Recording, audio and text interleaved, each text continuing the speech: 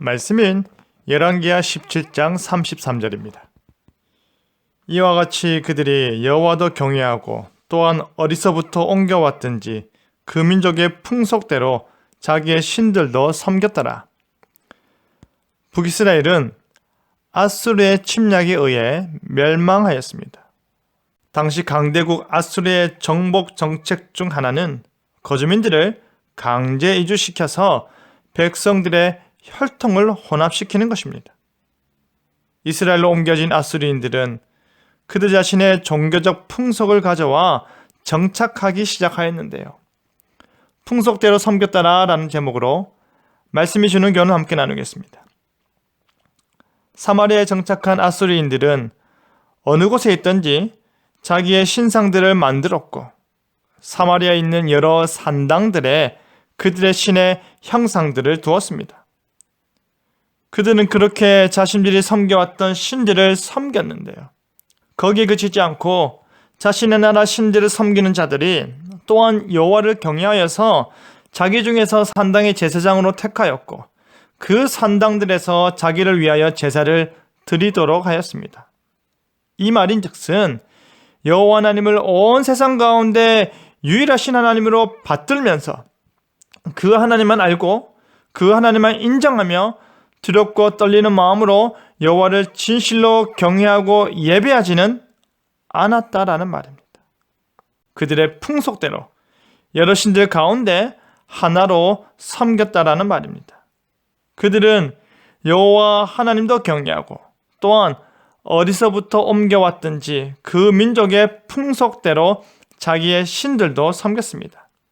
그 땅에 이스라엘 민족과 아수르 민족이 혼합되고 종교가 혼합되고 혼합 결혼을 하게 되어 혼혈 민족이 형성되다 보니 이들은 점차 이유로 한 나라라기보다는 하나의 종파적인 성격을 띠게 되었고 그리하여 이스라엘이 볼 때에는 부정한 민족인 사마리아가 만들어진 것입니다.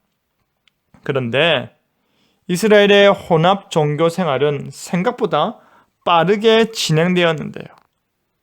그 이유는 그들이 자기 중에서 사람을 산당의 제사장으로 택하였기 때문입니다.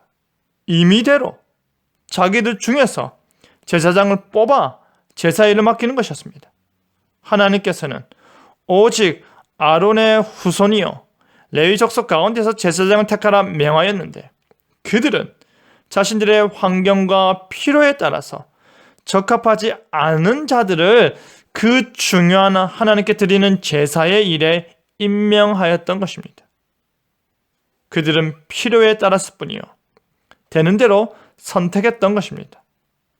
여로보암 시대 때 그가 두 금송아지를 만들고 난 뒤 이 금송아지가 너희를 애굽 땅에서 인도하여 올린 너희의 신들이다 라고 하며 베델과 단에 두었던 것처럼 여로보암이 레위 자손이 아닌 보통 백성들 가운데 제사장을 삼았던 것과 같습니다.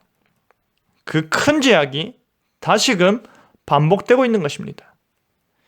이스라엘 백성들이 레위 자손이 아닌 아무나에게 제사장의 역할을 맡김으로 인해 그들이 하나님 경외가 목적이었으나 실제로는 하나님을 무시하고 하나님의 법을 제대로 배우지 못함으로 인해 하나님을 더욱더 진노케 하였습니다.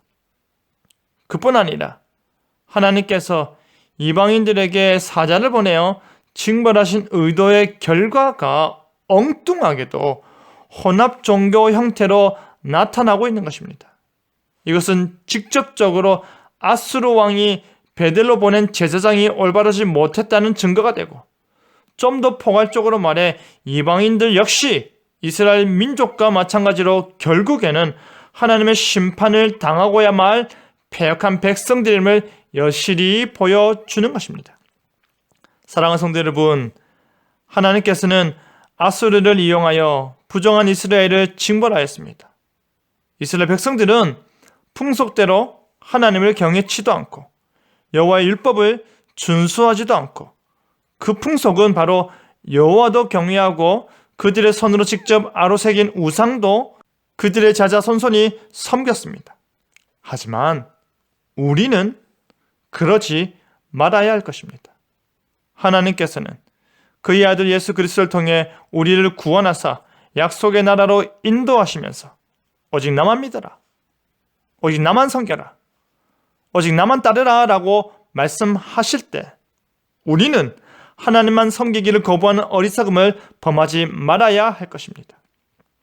그리하여 오직 하나님의 말씀대로 하나님만 믿으며 하나님만 섬기는 저와 여러분 되기를 간절히 바랍니다. 아멘.